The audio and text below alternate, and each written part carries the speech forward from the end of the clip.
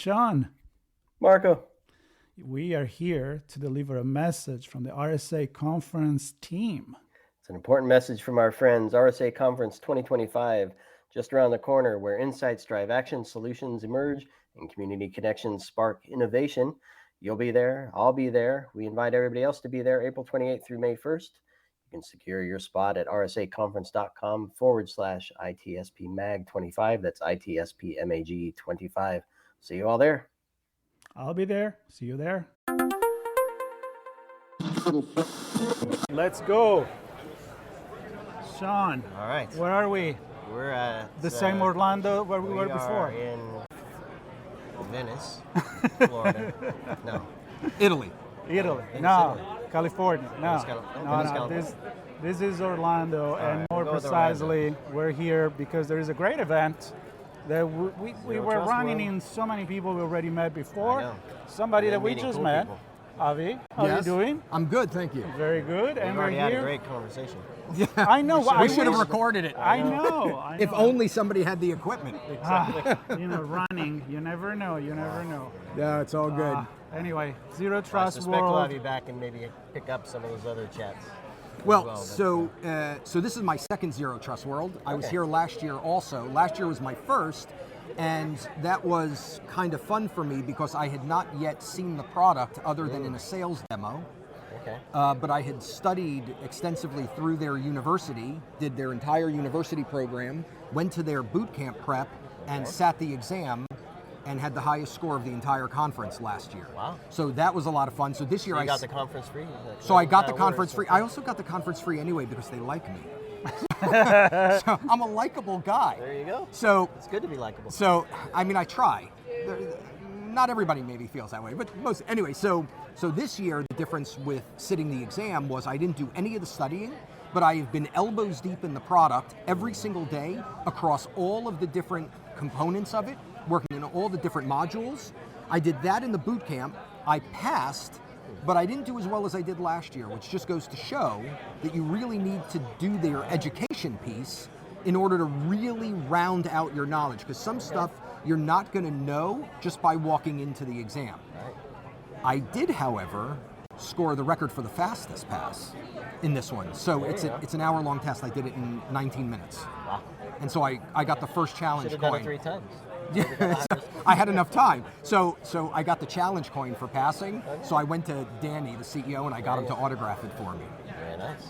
The first challenge coin. So yeah, he's, you know what? He's a super nice guy. And frankly, everybody on the ThreatLocker team, everybody I've spoken to, they are warm, caring people. And it's one of the reasons why I very seriously considered buying the product, is because when you buy something, when you buy a solution, you're not only buying the product, you're buying the people behind it.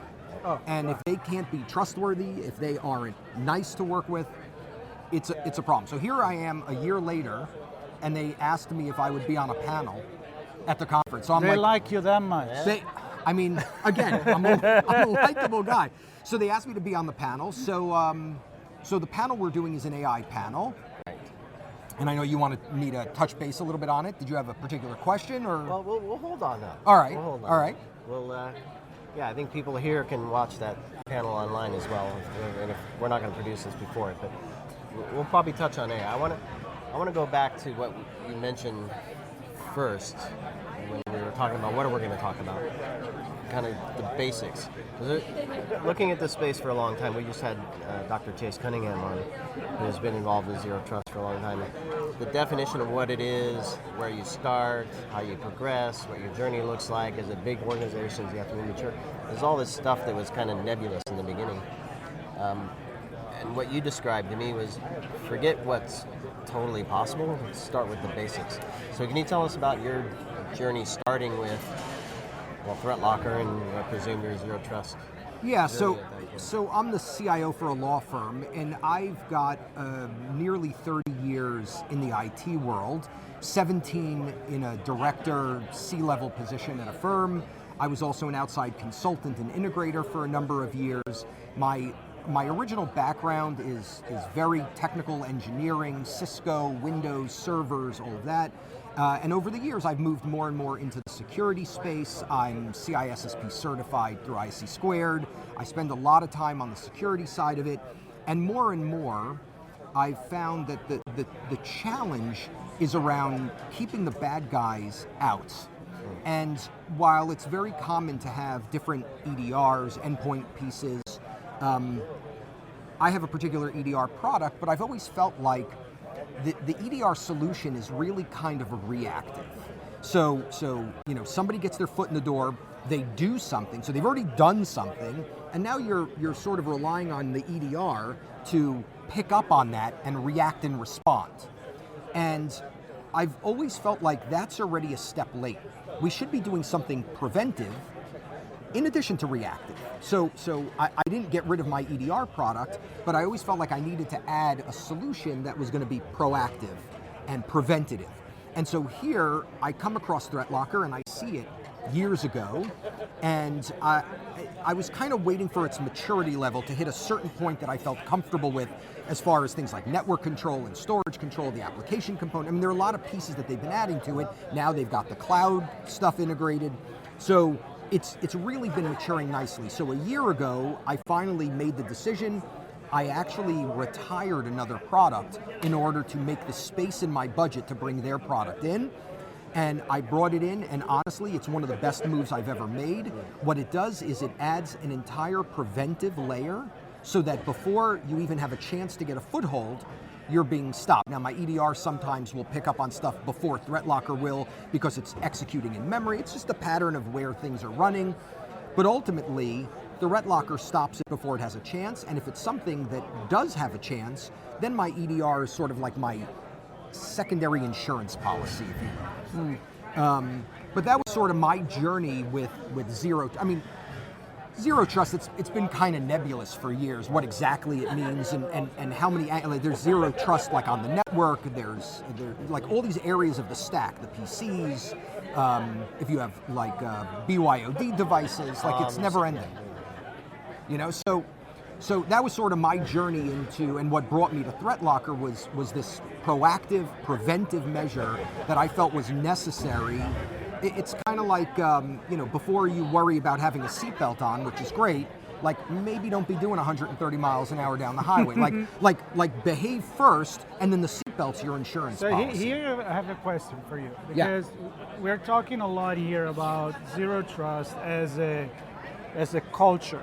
So it's not the piece of technology, it's kind of like viewing your business, your security, your world, your team trained in a certain way. And I feel like what you said kind of connect with it, in the meaning that you already knew what you needed, and then you found the product that was matching kind of what your vision, your culture you had.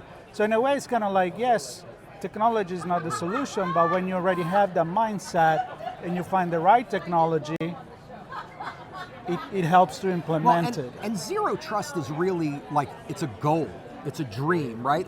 It's an ideal almost, it's an ideal, right? So I mean, you can't have true zero, right? I mean, at some point you have to run applications. You have to do something. You have to work, right? I mean, like, we're not all just sitting around looking pretty in front of computer screens. Hey, we got no problem. We're doing nothing. So we've got to get as close to zero as we possibly can, and the way you do that is by standing up enough components, strategic sort of solutions to get you as close to zero as you can. So I don't know, I mean, I hate to say it to some extent, but was I really looking for zero? Probably not, but I'm looking for near zero, right? Yeah. Maybe I'll coin a new term, near zero trust, NZT. But that's our goal, right? I like it though. Thanks. That's our goal. That's what we want to try to get to. So how do we get to that? And because users are going to use the computer, because they're going to have to be able to do things, we need to have the solutions in place to prevent the things that we didn't see coming. You know, it's I don't know. It's like, your house has locks and you have bars and all these other solutions to secure it. But at the end of the day, if you're going to allow people to go in and out, you're going to have a pathway to get in and out of that door. So now you've got to worry about securing it and whatever. So it's like a cash register. Well, an antique cash register anyway. Yeah. I had to do it. Yeah, no. Well, the antique cash register, that's all about multi-factor authentication, not necessarily zero trust. But I got to be honest with you, I never really thought about it before, but now you got me thinking about it. There is sort of a zero trust aspect to it, because ultimately what happened was, and actually why cash registers were invented in the 1870s, was actually because it was actually created by a guy who owned a bar, and he couldn't trust the people who worked there to manage the money properly and to not kind of slip a little extra off the top. And so what Like this we all did, do, right? Oh no, just me. It's just moving right along. So what he did was he invented this box to track the amount, and then at the end of the day, he was able to look at totals. There was like a paper trail, so he could see what was going in, what was going out. He would know based on his supply, what he should have expected in the cash register. So, I mean, It is zero trust. It is a zero Come on. trust. I mean, that's what happened. He lost trust in the people that worked for him, and so he invented a zero trust box. That's what I'm going to call Still it from now. functional to run the business in a smooth way. It wasn't like Correct. an impediment for Well, the business. and in every iteration, they added more and more functionality to track how many purchases were made, how much each amount was per purchase, how many for the day, how many customers they had. So they're tracking all these different things in order at the end of the day that the proprietor can then look at the stats on it and say, this makes sense, or somebody's stealing from me. So, yeah, I mean, I guess it is almost the perfect zero trust. I didn't realize that, but now I have a whole new angle to this. This You're is welcome. I loved it. You're welcome. I appreciate this. Well, I appreciate this. I think Marco invited you. I'm going to invite myself to have that chat about the cash register. I want to. We don't have all day. I think we could chat all day. I It seems certainly like could. So maybe you'll agree to come back and for a deeper dive. But Sure. One thing I want to grab. Maybe Marco has something to close with. But did you have an assumption or an understanding that was changed once you started working with ThreatLocker? Like, it's going to be difficult. I'll just make something. So I'll tell you right off the go bat. So I hear where you're going with it, Yep. and there was a major, fundamental change in understanding when I looked at the ThreatLocker product. The idea of whitelisting applications for permission is not original to ThreatLocker. Microsoft had a product years ago to try to do it, and the problem was there was no easy way to implement that product. Exception management, right? You're pulling your hair out all the time. It was impossible to deal with. It was such a manual process, and you couldn't stay on top of it in a world that was dynamically changing. Apps are changing, updates are changing, security's changing, and we're going back years. And so the idea has been out there. The fundamental difference that made me see the ThreatLocker piece and say, oh my God, they figured this out, was the ease of implementation. The fact that I was able to put it into, and I'm a shining example. I'm very conservative in my approach of how it affects things. We put it into our environment in April of 24, and I was told you can just run it for a little bit and you'll be fine. I don't really buy that. I ran it for 2 months. I wanted it to really see everything everybody does. And then I slowly started bringing a few workstations into a secure mode, and I wasn't getting any pushback, and I literally went, you know what? Let's just flip the switch. And I went full hog on that thing, and I just enabled it and kind of stood back and waited to see who would scream. 0 screams. No partners? No partners yet? 0 screams. Nobody had an issue with it because it had learned the processes so well. Now, the ongoing requires some effort. You got to learn, and there's all that, right? There's no question. But the fact is, they figured out how to make it deploy easily. And in an enterprise, that is very important and non-disruptively. Yeah. Right? I mean, I deployed it and I took us from a more risky posture to a much less risky posture with nearly no, I mean, I wouldn't say no effort. There was work in, the setup of it, but certainly without any challenges to the environment, any interruption, any loss of workflow and time and energy. That was the fundamental, I almost wouldn't have believed it could have been done because I had believed in the idea of whitelisting for a while, but I couldn't figure out how to pull that off. ThreatLocker figured out how to pull it off, and once I understood it, I was sold. It was amazing. It was an amazing methodology. And you know what? We have a new headline: 0 trust, 0 screams. 0 trust, 0 screams. Hey, ThreatLocker. I don't know. You can use it. You can use it. I screamed like a happy child when I deployed it. Nice one. Yeah, but you said you didn't hear many screams. So Not from others. That's a good thing. But anyway, Avi, we could talk forever. I agree with Sean. Sean. Well, and feel free I'm and gonna wrestle you and to feel be back on the show. so you don't have to. I love it. It's my pleasure. Feel free. You can even randomize the topics. Just drag me in for one and be like, the Holy Roman Empire was neither holy nor Roman. No, but I'm serious. Great conversation. Excellent. I love that there's a CIO looking after security and a law firm takes this stuff seriously and was successful in an implementation. Yeah, thank you. That's how I see it. You don't hear all this story a lot. So. No, and I'm actually surprised that there aren't more just chomping at the bit to be able to do it. I mean, they will when I'm done talking to them. There you go. We're gonna follow your There you trail. go. This is for you, Avi, Sean, me, Marco, ITSP Magazine from Orlando, Florida for Zero Trust 2025. And stay tuned. There'll be more on location with Sean and Marco and Avi maybe another time. And maybe if it's at another location, we'll I'll join keep you you there here. too. We'll If you keep want, you I'll let you guys know where I'm traveling. We can go We'll together. just follow you around. We can do that. You It's guys easy. stay there. We'll be back. You follow us on it. See ya. Sean, Marco. we are here to deliver a message from the RSA conference team. It's an important message from our friends. RSA Conference 2025, just around the corner, where insights drive action, solutions emerge, and community connections spark innovation. You'll be there. I'll be there. We invite everybody else to be there April 28th through May 1st.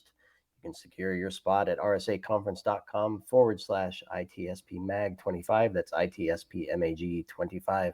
See you all there. I'll be there. See you there.